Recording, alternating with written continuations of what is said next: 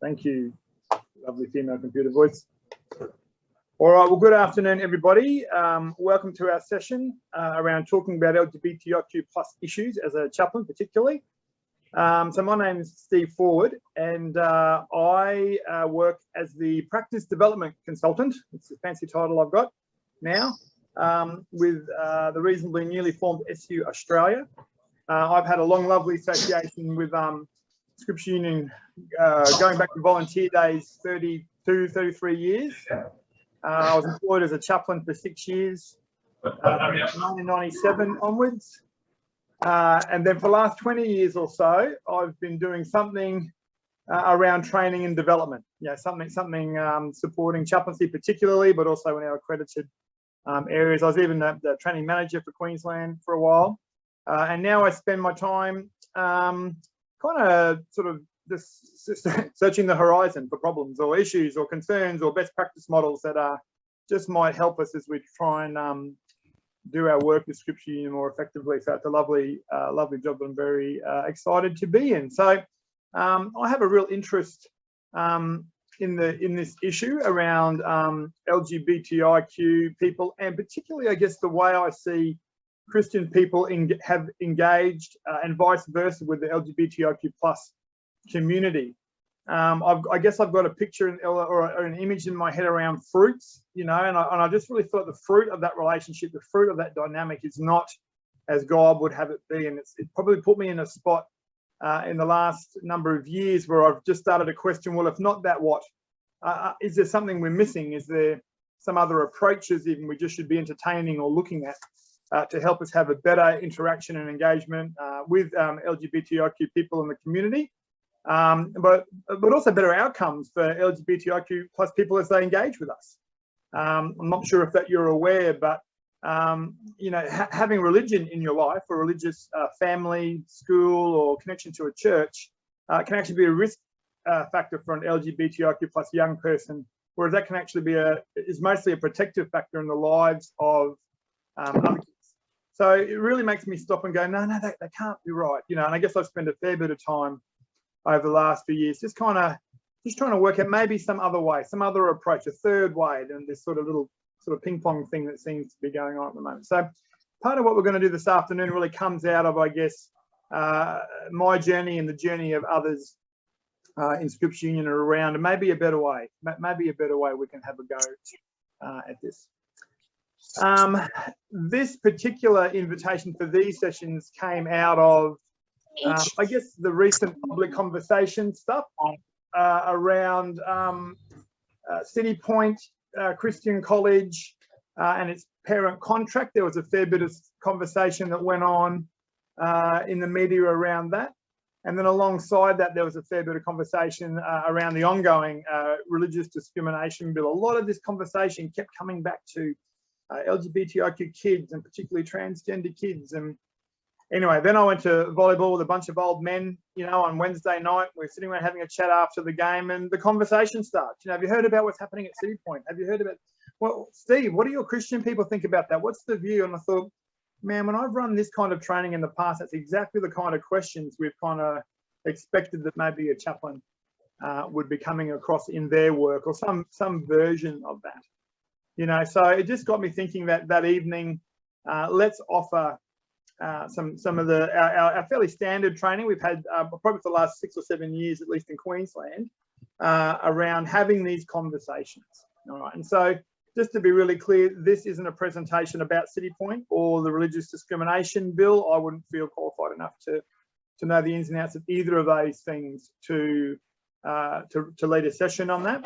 What the session is about, I guess, is about the conversations that maybe have been coming up or are going to come up, maybe in your world, because this is a topic of conversation again in the media. So this session is a bit of a general, it's a general session around spiritual conversation techniques that we have run over and over again in Scripture Union, but it's particularly applied to having those conversations around this issue at this time.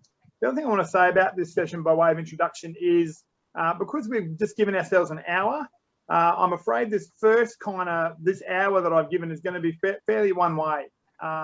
I've had to sacrifice a bit of interactive process to kind of get through material in the hour.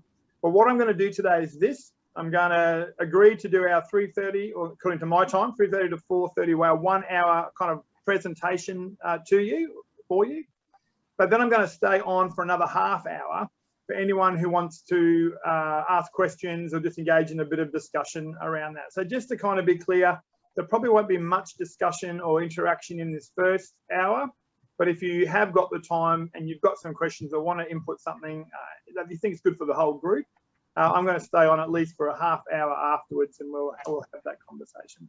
I've got a few little things I want you to do on the way, maybe in the chat and that kind of stuff. So there's just a little bit of a way to keep you involved in that way. The other thing I need to say is that because I'm doing a lot of one-way stuff and we're all at home and there's background noise, if you can mute yourself, that would be great. If you don't and we start getting noises, I've got the power. I can actually mute you from here. So don't be offended if I mute you. It's just that your dog washing machine, my son playing basketball against the wall behind me before, I was kind of going, yeah, that could be a problem. You know, so the things that happen because we're all, you know, a lot of us are working from home. So you might get muted, but please don't be offended by any of that.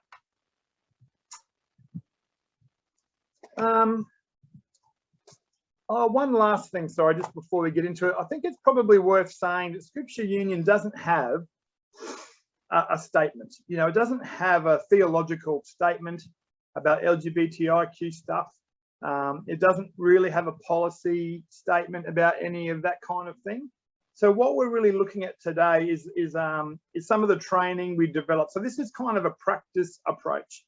And of course, it's going to be based on, I guess, a certain set of ideas and assumptions about maybe the way the world works and what Jesus is wanting to have happen and how that should be outworked in the world. Now, you may not agree with all of that, and it's probably likely that somewhere along the way with this topic, you won't agree with all of that. But just to kind of say that up front, you know, SU doesn't have a statement. This is not a position statement. This is more like here's some practical stuff you can do to create a space where a conversation around these issues could be one where people get to some positive outcomes. All right, so that's what we're heading for. So hopefully you'll get something out of it. My hope is always that people walk away with at least one thing. I hope it's more, but I hope you at least walk away with one thing about this issue that you can apply to your own work, and hopefully the conversations that will come up for you in the next little bit. So that's my preamble, and so on that note, having preambled, let's get into the session proper. So I'm going to share my screen with you, and we're going to get to it. So don't be alarmed when you see the first picture that comes up. You might, it could be a bit confronting. Where did that come from? All right. What I want to start with, I guess, is just to clarify a few ideas and terms. I suppose when we're talking about LGBTIQ+, what are we talking about? Now, I imagine most people will have a sense of that, but I just thought, well, let's not assume that. Let's just spend at least 5 minutes just kind of talking about what do we mean by sexuality? What do we mean by diverse sexuality? And where do the kind of letters that we come across often, where does all that fit into it? So this first little model here is kind of a fairly modern understanding of sexuality. All right, so it might have been more in the past that we would have thought about sexuality in terms of purely biology and sexual behavior. But probably in the last, and I'm just going to make a really wild guess, last 100 years or so particularly, there's been an interest in kind of the idea that maybe sexuality is more than about biology and behavior, that maybe there's something called gender identity, maybe there's something called orientation and attraction that has been worth pursuing. And so now often we'll see models of sexuality that will include ideas of identity. How do I see myself as a gendered being? How do I see myself as a man or a woman? All right, so the idea would be that sexuality is not just something for people of diverse sexuality. We all have sexuality, you know, it's all part of who we are. So we all have some kind of sexual, gendered identity, a picture of ourselves as a man or a woman, what that means for us. So that's one element of sexuality. The other, another one there in the middle there, the heart one, is about orientation or attraction. Who am I attracted to? Who do I love? Who am I sexually excited by? You know, so orientation or attraction is another element of our sexuality. Then we've got, you know, the little discrete dot there, down the bottom there, our sex, our biology. There's that element of our genitals, you know, our chromosomes, our hormones. There's a physical, biological element to our sexuality, and that's another important part of that sexuality that each human being has. And then there's behavior. There's the way we behave sexually or with our attractions romantically with other people, you know, and I guess who we want to have our sexual behaviors with, I suppose, to put it that way. So when we talk about sexuality, the idea, I guess, a kind of a more current understanding of sexuality is that that's kind of what's going on for people. People are having their experiences of how they see themselves as a man or a woman, who they're attracted to. They've got a physical thing going on, and then they're kind of behaving in certain ways towards other people around all of that. So when we talk about diverse gender and sexuality, what we're talking about, and I'm just going to, again, I'm really just loosely kind of rounding off numbers here. There's kind of about 90% of people who are probably in what you've heard the term more in a binary kind of situation, a fairly clear-cut, straightforward situation. And what's happening for those people is that they are biologically a male or biologically a female. So chromosomally, they're XX if they're a female, and they're XY if they're a male. And that's all very, very clear. Their genitals are very, very clearly male. They're very, very, very clearly female. Physically, that's the case. But gender identity, they may be a man and they will be attracted to a woman, or they're a woman attracted to it. They'd have a sense. Sorry, that's orientation. Sorry, identity. They would have this sense biologically they're a man, and they have that sense. Yes, I'm a man. That's right. That all fits together beautifully. And as a man, I'm attracted to women, or as a woman, I'm attracted to men. That's sort of gender identity, orientation, and biology. About 90% of people kind of find themselves in that sort of position, that kind of experience. About 10-ish%, depending on sort of what research you have a look at, around 10, would say that they don't fit in. Their orientation is different. Their sense of their identity doesn't match up with their biology. Their biology isn't as clear cut as all is out. There's something different chromosomally or hormonally or with their genitals going on than that, you know. So about 10% of people kind of fit into that kind of thing. So when we're talking about diverse sexuality, that's what we're talking about, I guess.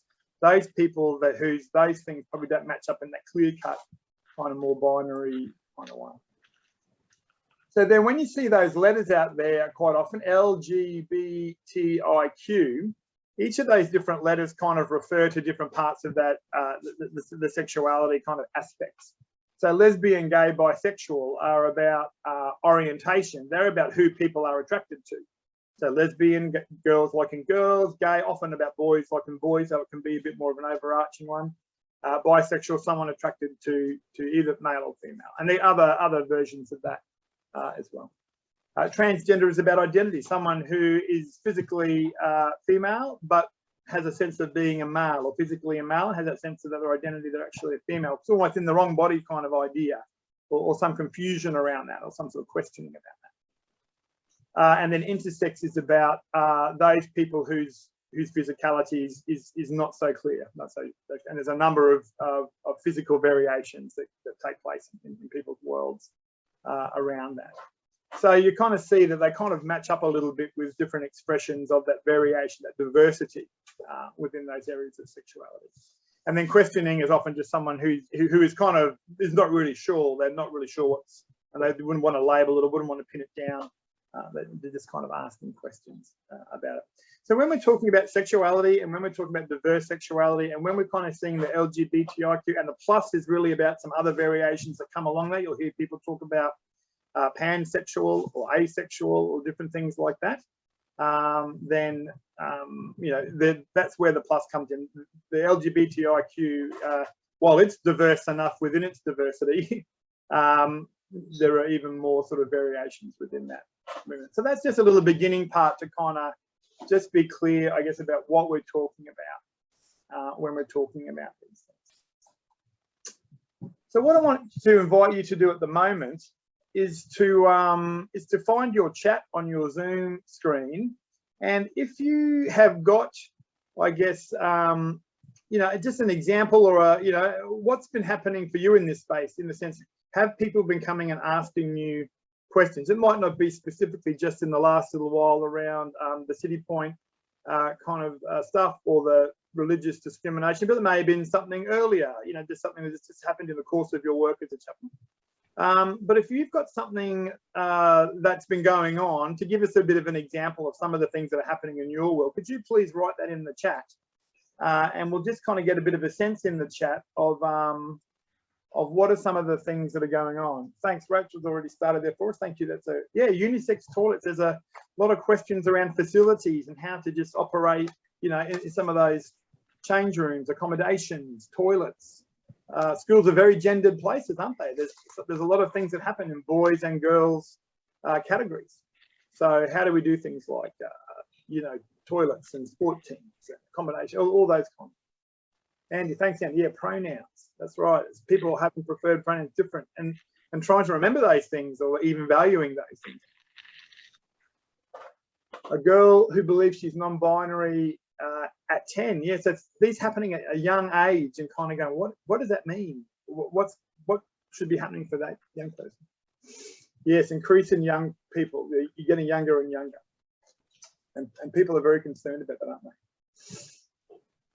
Can I get help to celebrate in Pride? But yeah, asking chaplains to help in Pride can be very, very difficult decision for some chaplains to make. Yeah, issues around uniforms, male and female out of uniform regulation. Another one. Yeah. Oh, big question. Hey, does God see homosexuality as a sin? It's a big deal. You know, people want to know what's going on there. I remember reading in I think McCrindle had out a few years ago, and I think Christians' beliefs around homosexuality was either the second or third top belief blocker for people. So it's a big question for people. It's a big issue for them. They want to know what's going on there, how to understand. And essentially that was the question that I was asked the other night with my volleyball team guys. The question was, in your Christian circles, do people think that homosexuality is a sin? That was the actual question. So yeah, that's a very big important one. School wellbeing plan with diversity.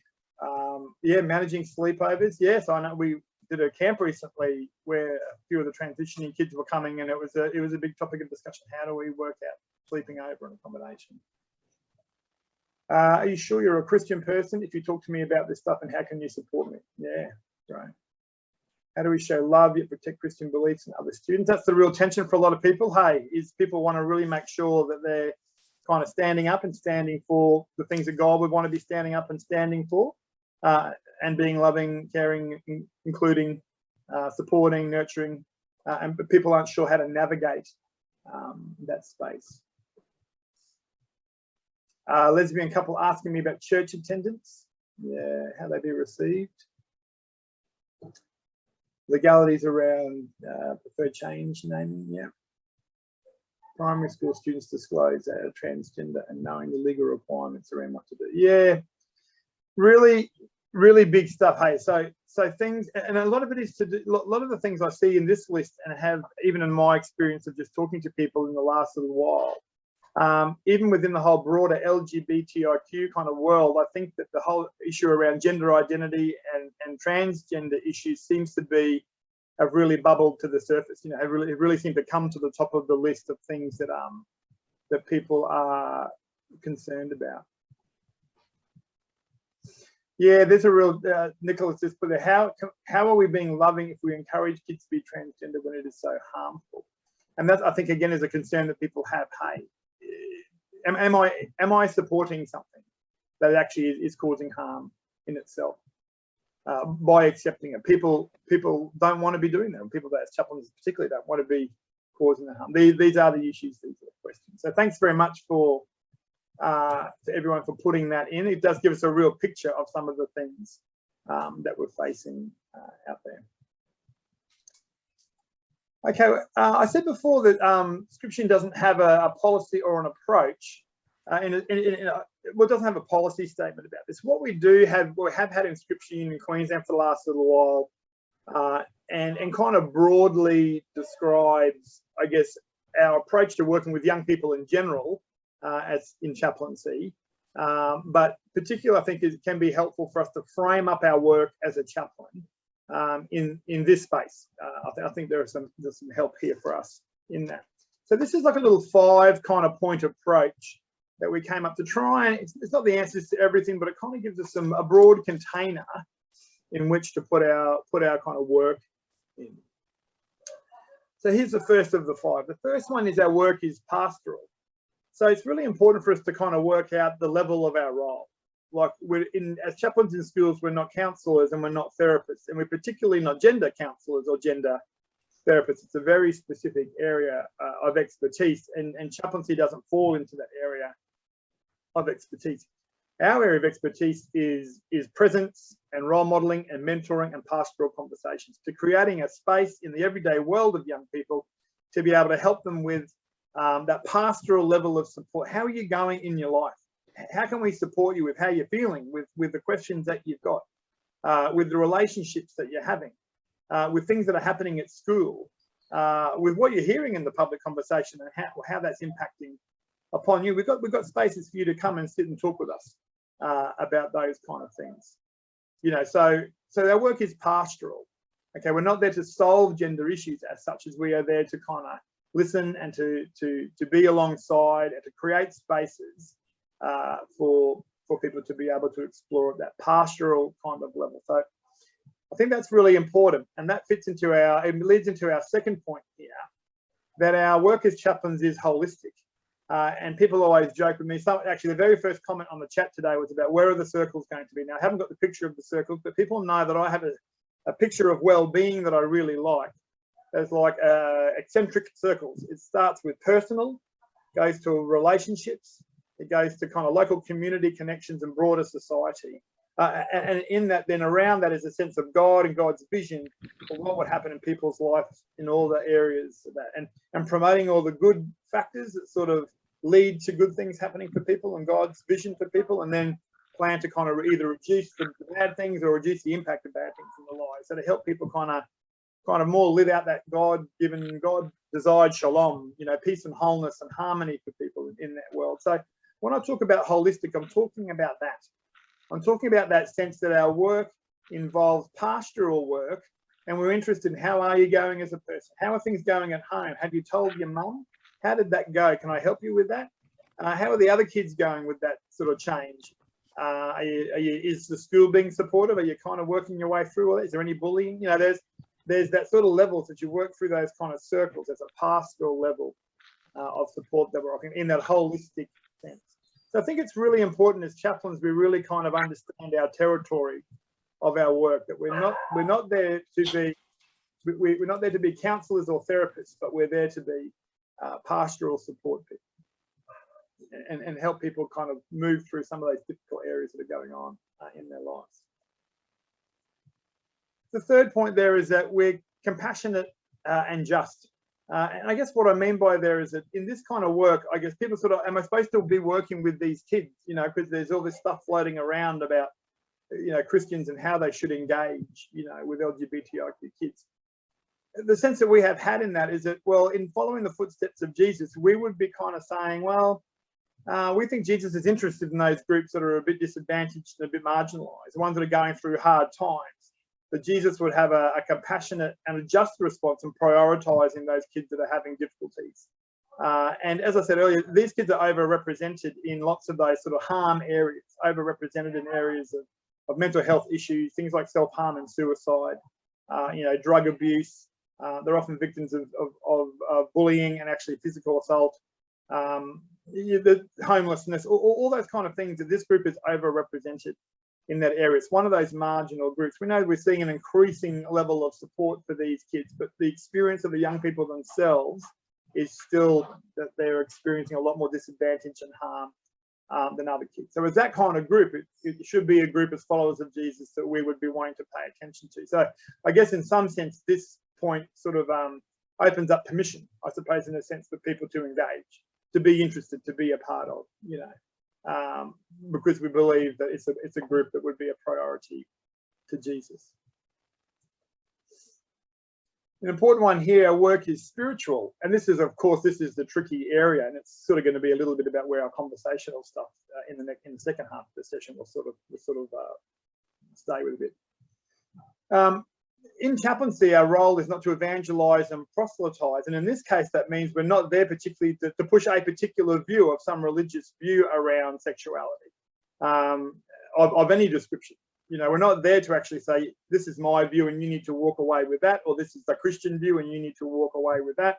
We're not there to evangelize or proselytize a position or a spiritual outcome for kids in that sense, all right? What we're there to do is to create a space for spiritual exploration, and that's what we're going to be talking about, and how do we do that in the second half of this session when we look at the conversation skills.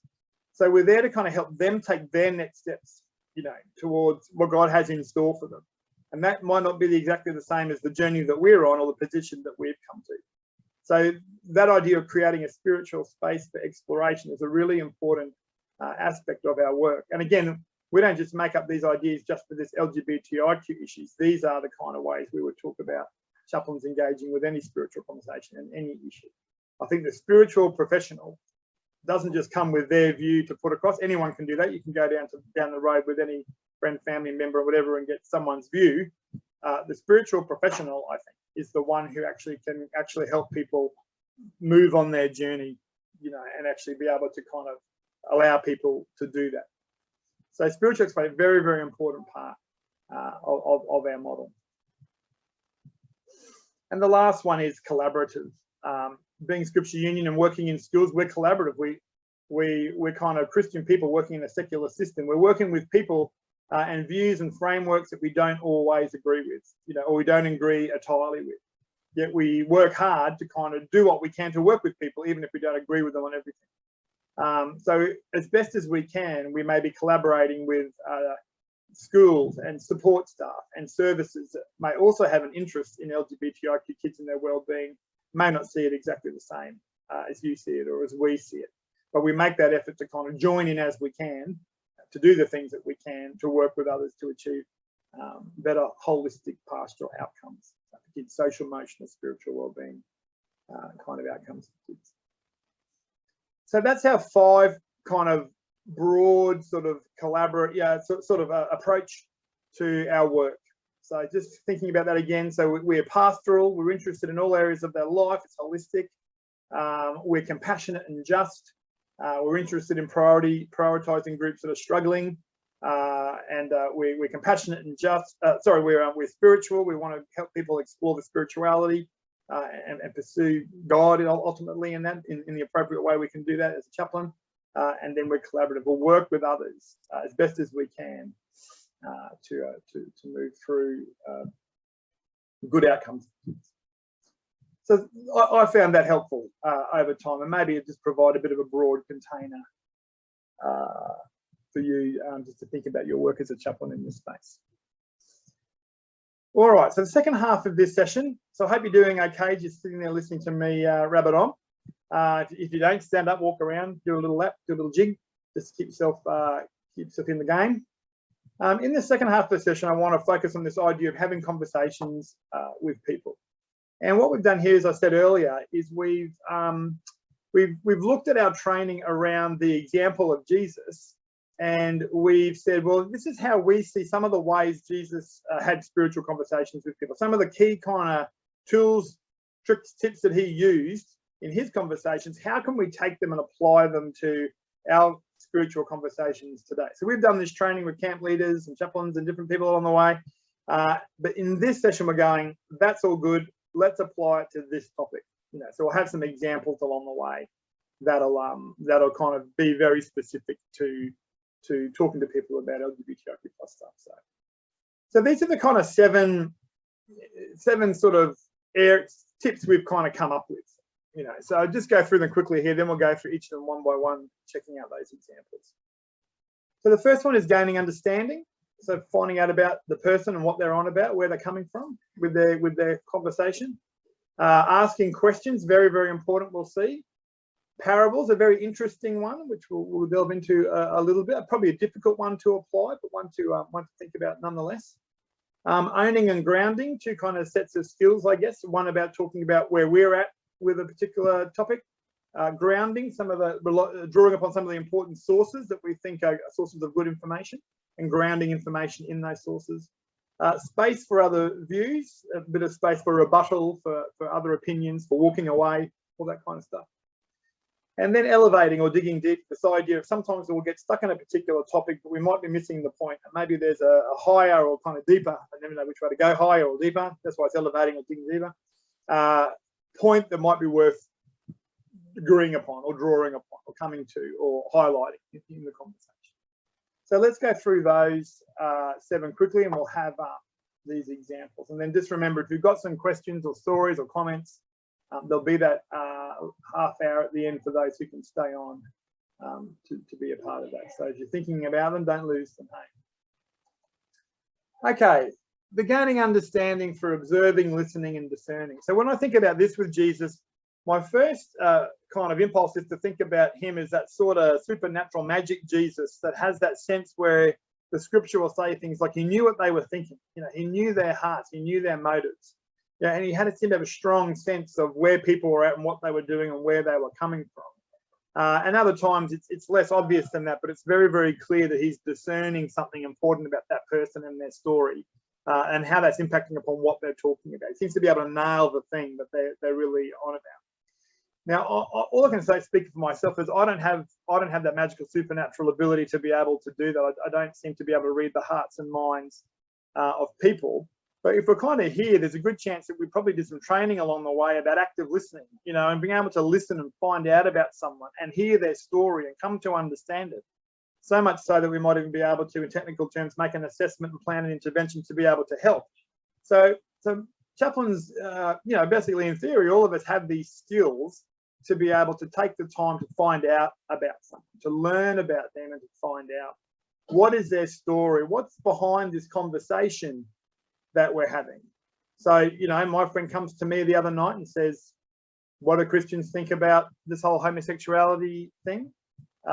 You know, what do people in your circles think? You know, well, I want to find out a bit about what's going on there. I want to kind of understand that his interest. I want to understand what's going on there. So in terms of some examples here, I guess some of the things that we want to know, I guess, is what's going on for this person? What is their story? What's their interest? And some of the things that might be going on for, is this a personal or pastoral issue for them?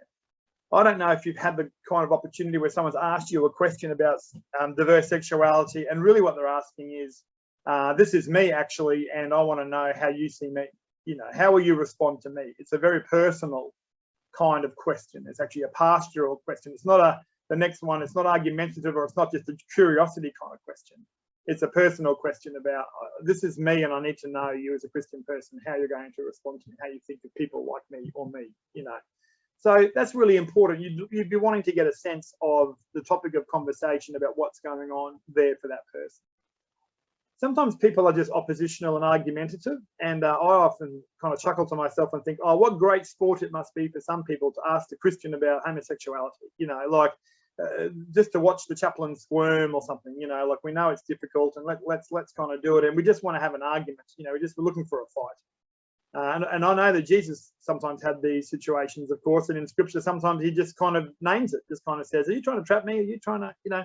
And if he doesn't want to play, he doesn't play. He just kind of names it and says, no, I'm you know, life's too short. I'm not going to really spend my time doing that. So sometimes it's good to know just if people are just wanting to have a bit of fun and sport argument. And yeah, and you can, maybe you're in the mood too. There's no reason you have to shut that down. It could turn into anything. But just to be aware, if that's what's going on, okay, well, that's good to know. And the third one there is, are they just genuinely curious and interested? As I was saying earlier about McCrindle's faith blockers, people just want to know. They want to know what's going on. My friend wanted to know what's going on. Do Christians think that? Where does that come from? Why? What's the story behind that? You know, and I guess for them, it's then really deeper questions about what's this Christian faith about? What's this God like? What is this thing in the Bible, and how should I treat it? You know, like there are probably some deeper questions going on there about that curiosity about, I just want to know what's going on here and try and understand. I had a gay friend of mine once call me. It was at a conference one day. She was a worker down at the Open Doors Youth Service that worked with the LGBTIQ plus kids, and they'd had a kid commit suicide, a kid from a religious family, and she's almost ringing me saying, what's the matter with you guys? What's the matter with you people? You know, like, here's a kid dead, you know. I don't understand. Can you tell me what it's all about? Can you help me understand? You know, people are often genuinely just curious. They want to really know for different reasons what's going on here. So that's really important. The idea that knowing the story behind the question or the comment or the conversation starter, really important to kind of do some work to find that out. And some of what we're looking at here, and particularly this next one, asking questions, is a really, really important way, of course, of doing that. And you'll see that in some of the question examples I've got here. Before we do the specific stuff, I want to give you my Jesus questions asking answering quiz. All right, so this will just take a few minutes. So pay attention, and this is a bit of a. You can put it in the chat if you like, or you can just kind of lock it in your own head. All right, so I'm going to ask you 3 questions about Jesus and question asking and question answering. All right, so you can put it in the chat or just kind of lock it in your own head. All right, here's the first one. So across the Gospels, the 4 Gospels, how many questions is Jesus asked? All right, how many questions is Jesus asked by other people? Is it A, 25, B, 96, C, 183, or D, 264? Is anyone going to be brave and just put their guess in? Or is anyone, oh yeah, we got D, C,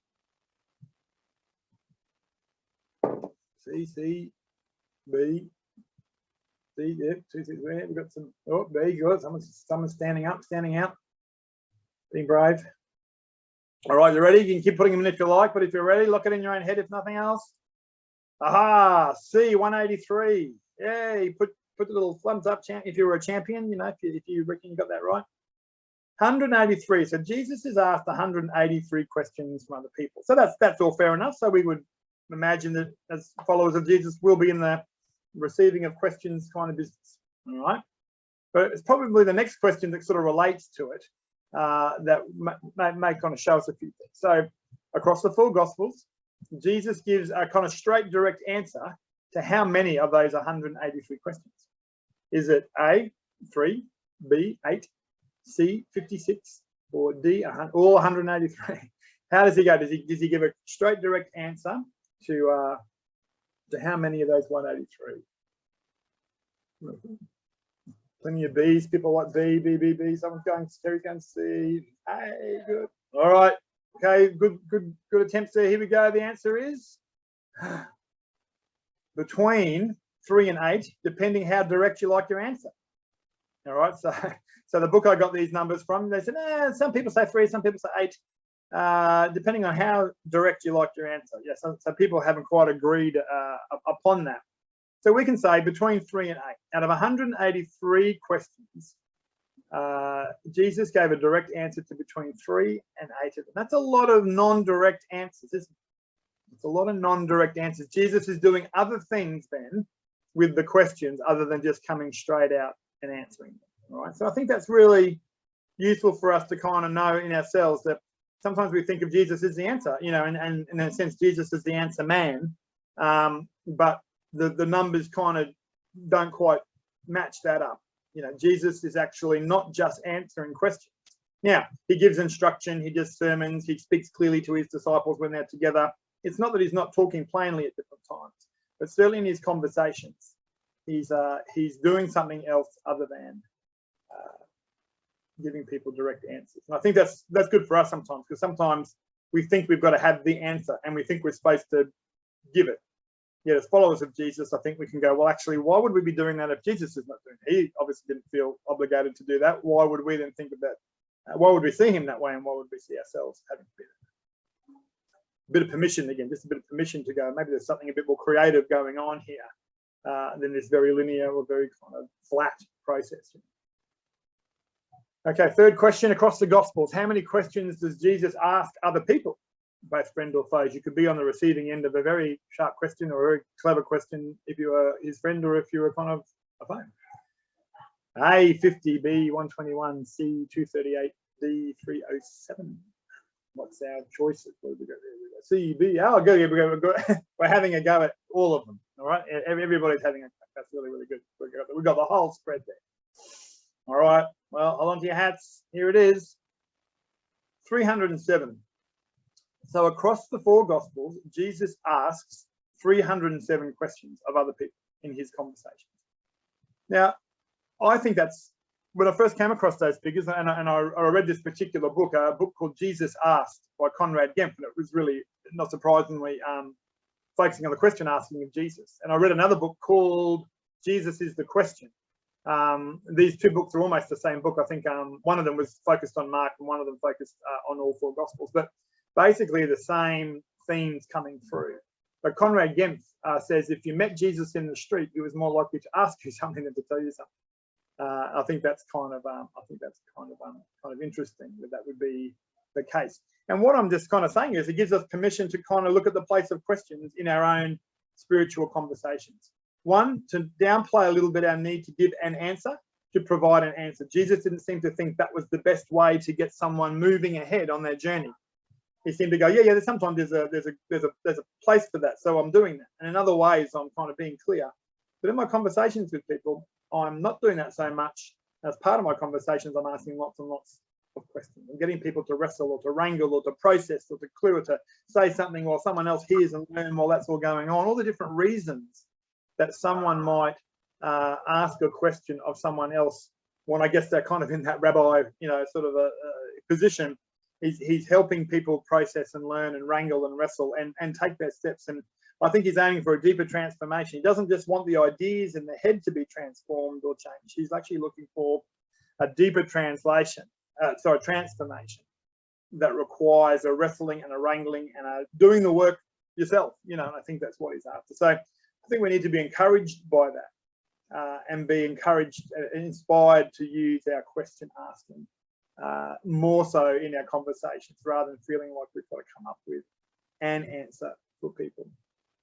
So in this case, so when my friend asked me the question the other night, I just said, wow, that's a really big question, what's that all, where's that coming from? And then in a sense, I kind of sat back and then the conversation kind of went. Because oftentimes a question is a question, but it's also a conversation starter that isn't about them hearing from you, So then I got to hear a little bit about the story, the reason that he was interested. And actually, can I just say to you that I think this is a really good question to have up your sleeve in almost any conversation. If someone comes with a question, I think it's almost the first thing I would almost always ask back, because I always believe in asking at least two questions about a question before I've got any sense of how I might provide an answer. If I haven't got any sense of what the story is behind the question, I'd be reluctant to think that I'm in a position to provide any kind of good answer, or good response, I suppose. So the first general question for lots of questions for me is, wow, what a really good question. What's that all about for you? Where did that come from? Is there a story behind that question? I'd really like to know it. You might say this is a really hot potato topic at the moment, isn't it? What have you already heard about it? Where did you get your information from? What did you hear about, the City Point College? Where did you hear that? What did they say? What did you understand was going on? Where did you get that information? Was it a good source? Did you hear anything else about that? Now that you've heard all of that, where does that sit with you? Do you like it? Do you not like it? Is it kind of resonating? Is it sort of rankling you? Where are you arrived with all of that at the moment? Now, you're not asking all those in a row, but through the conversation, they're all kind of questions that you can ask to kind of find out a bit about what's going on. There's a set of questions that Jesus asks at one point when, he's basically asked and says, he says, what do the scriptures say about that? And how do you understand that? I think it's really interesting that Jesus separates those two questions out. What does the scripture say? But how do you understand that? And I think that's a good, even just broadening it out, a good set of questions. What have you heard? What information have you got? What have you read? Where are you getting that from? What is that? So let's talk about the information. Now let's talk about how you understand it. What's that doing to you, for you? Is it helping you? Is it hindering you? You got questions. You think it's wonderful. You don't know how to work out what's next. Those two levels of questions I think are really, really good. And again, coming straight out of some questions that Jesus asked, I think one of the best sort of simple progressive sets of questions that Jesus asks and gives us as a bit of a gift to kind of use in our own thing. What are you hearing? What do you know? Where did that come from? Let's talk about the information you've got, and let's talk about your understanding of that. So I think those two levels of questions are very, very helpful. Hope you're hanging in there. We're up to number 3. Parables. I think this is the trickiest one, only because I think parables are really clever. I think parables are really beautiful. They're really kind of, they've got that point, they've been thought through. And again, I don't see myself as a person who's really good at writing parables or coming up with parables. Maybe sometimes you stumble across it, and you might be able to nail something. But so parables for me are a bit of a difficult one. But what I've come to understand parables as are disruptive stories. All right, they're stories designed to kind of crack open and shake up and disrupt. So they're not stories designed to kind of pull together and pull all the threads together. They're actually stories designed to kind of, make people wonder and wrestle and kind of almost doubt, kind of open it. So Jesus talks about, he's shocking. He talks about Samaritans as the hero of the story. Well, they're the enemy. He talks about the father who, with all this humility and no dignity, runs after his betrayed son who's betrayed him is coming back home. That's craziness.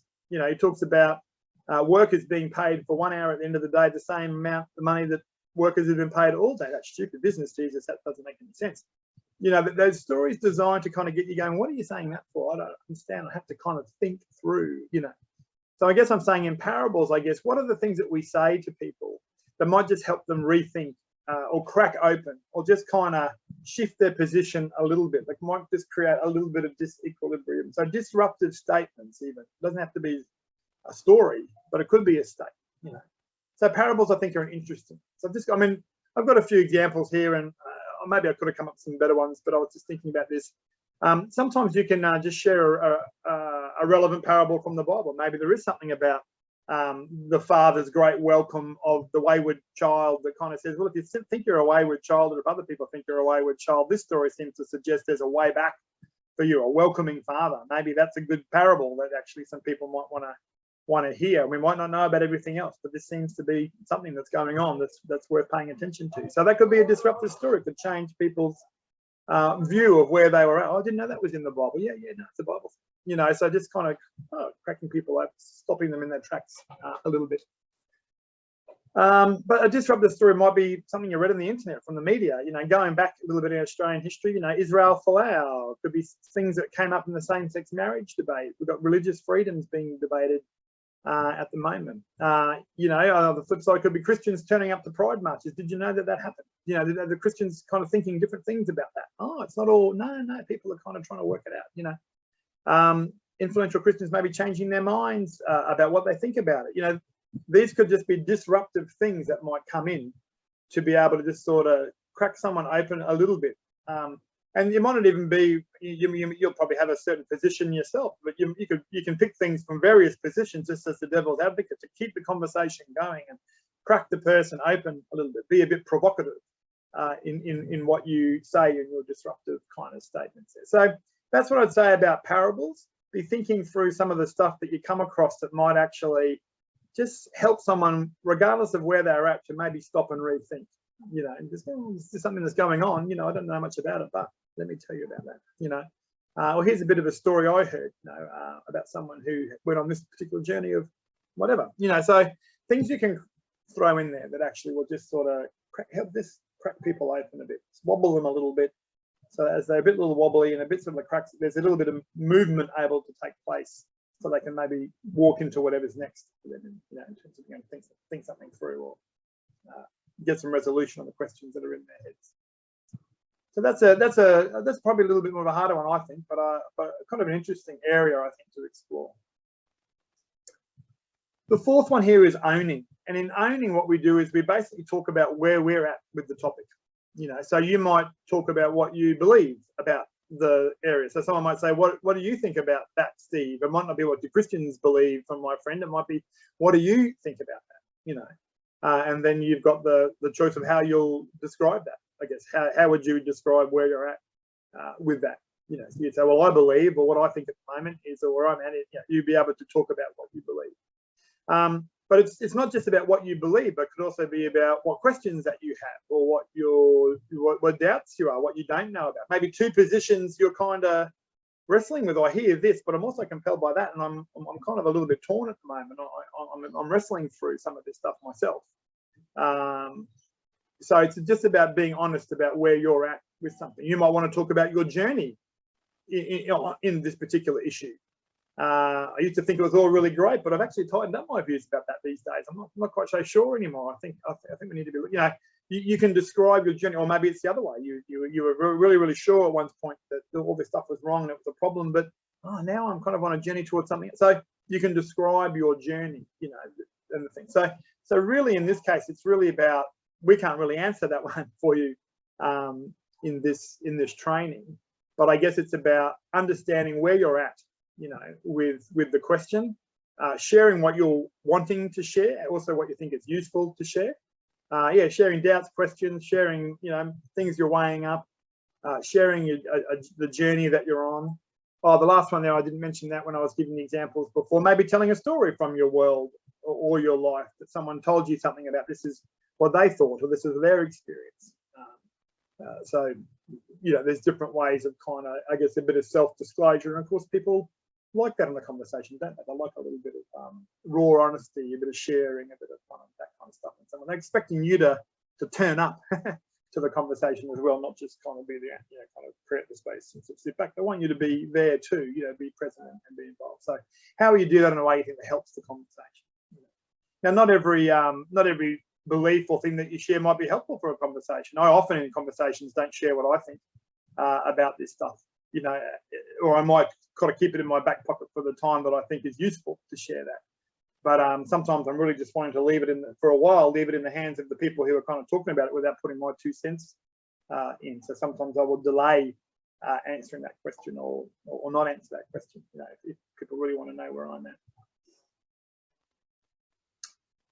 There we go. All right, grounding. All right. Okay. So grounding is when we ground what we're saying in an important source. So primarily for us as Christian people, that would be Scripture.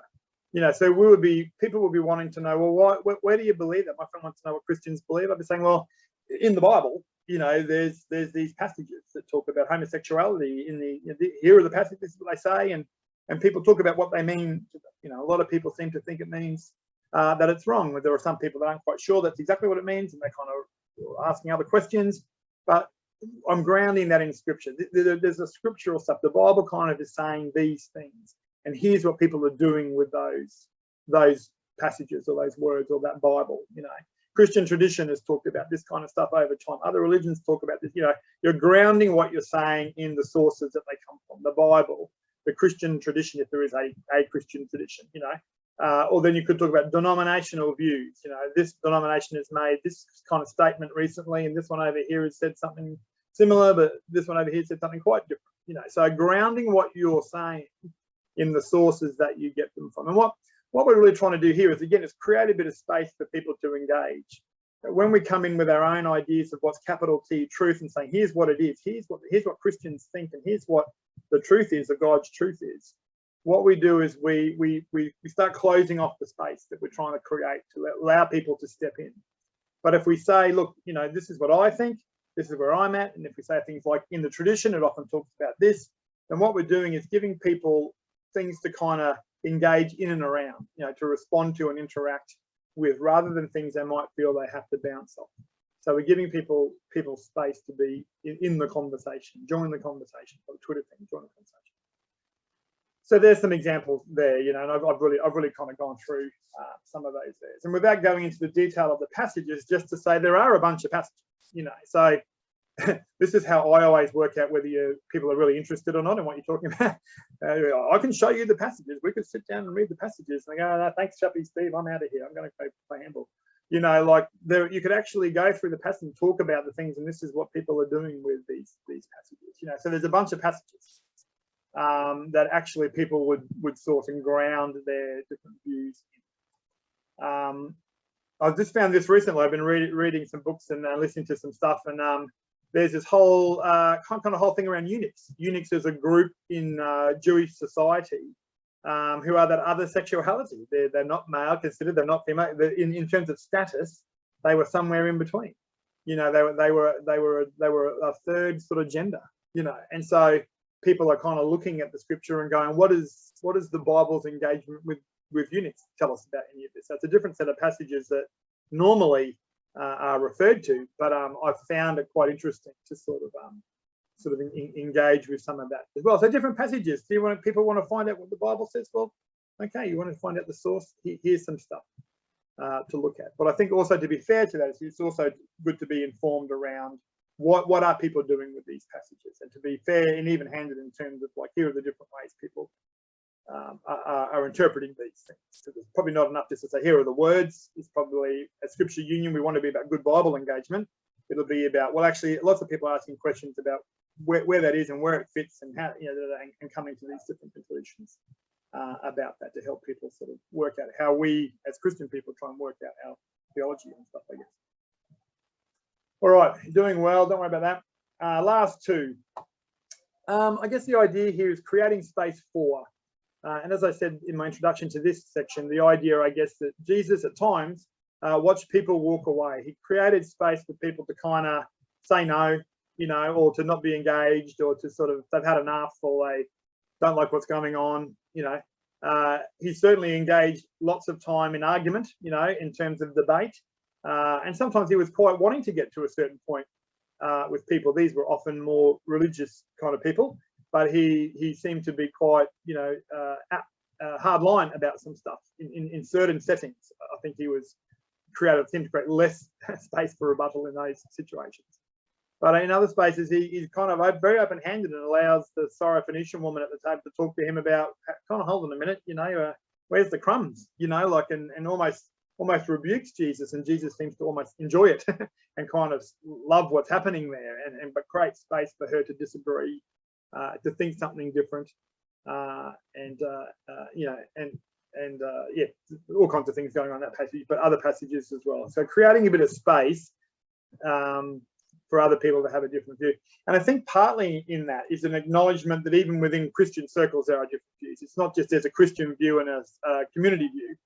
Even within Christian circles, there's a range of views. So kind of accepting that there's difference. And I think one of the really big things in the New Testament, when we look through some of the books, particularly like Romans and Galatians and books like that, there's a lot of instruction on what to do when we think differently about something, particularly things that are deeply spiritual. There's lots of kind of referring to, you think Saturday should be the holy day, and you think any day is holy?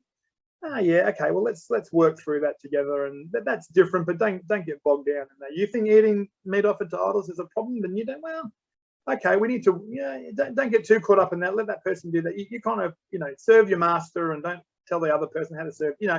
There's kind of guidance, even with, in terms of how to allow for difference. So there seems to be a space for difference.